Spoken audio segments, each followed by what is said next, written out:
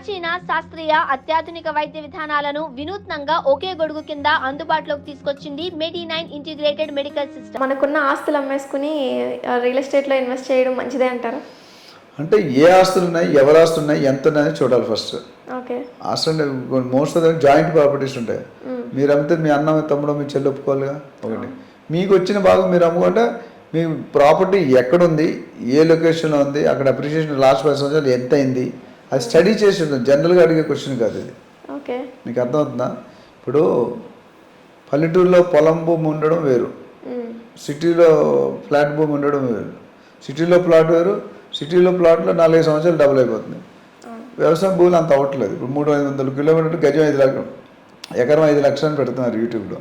ఎక్కడ 300 కిలోమీటర్లు, అదేం డెవలప్, రోడ్లు లేవు, పవర్ లేదు, డ్రైనేజ్ లేదు, రోడ్ అన్నీ ఎప్పుడు డెవలప్ అవుతుంది. కొనుక్కుంటే విజన్ ఉండాలన్నమాట. మీ రిక్వైర్మెంట్, మీకు డబ్బులు కావాలా. ఎప్పుడైనా రియల్ ఎస్టేట్లో పెట్టుకుంటే రెట్టింపు లాభాలు వస్తాయి, బట్ కొన్ని వాటిలో రావు. ఓకే. సో అది కొన్ని ఏరియాలో గవర్నమెంట్ రేట్ తక్కువ ఉంటుంది, మార్కెట్ రేట్ ఎక్కువ ఉంటుంది. కొన్ని ఏరియాలో గవర్నమెంట్ రేట్ ఎక్కువ ఉంటుంది, మార్కెట్ రేట్ తక్కువ ఉంటుంది. ఒక సిచ్యువేషన్ అవైలబిలిటీ బట్టి. ఇప్పుడు గోడ మీద పిల్లి ఉందని ఎటు చంపవుతే నీకు తెలియదు, అటు చంపవచ్చు, ఇటు చంపవచ్చు. అవునా? సో ఇక్కడ కూడా అమ్మడం కరెక్టే, అమ్మకపోవడం కూడా కరెక్టే. అక్కడ విలువ చూడాలి, సెగ్మెంట్ చూడాలి, డెవలప్మెంట్స్ చూడాలి.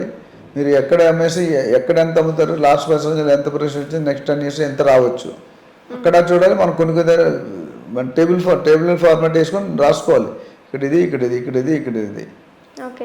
అప్పుడు మీకు వచ్చిన రిజల్ట్ ఉంటే మీకు అనలిస్ట్ దగ్గరికి వెళ్తే మీరు చెప్తాడు. రియల్ ఎస్టేట్ కన్సల్టెంట్ అనే అనలిస్ట్ దగ్గరికి వెళ్తే ఈ ప్రాపర్టీ ఇంత వాల్యూ ఉంది, ఇక్కడ పెడితే ఇంత వాల్యూ వస్తుంది, ఇక్కడ 10 సంవత్సరాలు ఇంత పెరిగింది, ఇక్కడ 5 సంవత్సరాలు ఇంత పెరిగింది. దాన్ని బట్టి మనం డిసైడ్ చేస్తాం.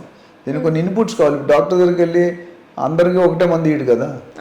మీకు వచ్చే డిసీజ్ వేరు, ఆయనకు వచ్చే డిసీజ్ వేరు, వేరే వాళ్ళకి వచ్చేది వేరు. సో ఆ డిసీజ్ బట్టి మంది ఇస్తారు, మందుని బట్టి డిసిజన్ ఉండదు కదా. సో అది క్లారిటీ ఉండదు. దాన్ని బట్టి నా ప్రకారం రెండు కరెక్ట్. అమ్ముకోవడం కరెక్ట్, అమ్ముకోపోవడం కూడా కరెక్టే. అక్కడ మీరు అమ్ముకుంటే ఎంత వస్తుంది, ఎంత పెరుగుతుంది, అక్కడ ఉంటే ఎంత వస్తుంది, మీరు కంపేర్ చేసుకోండి, సర్వే చేయించాలి. అప్పుడు దాన్ని బట్టి మనకు అర్థమవుతుంది.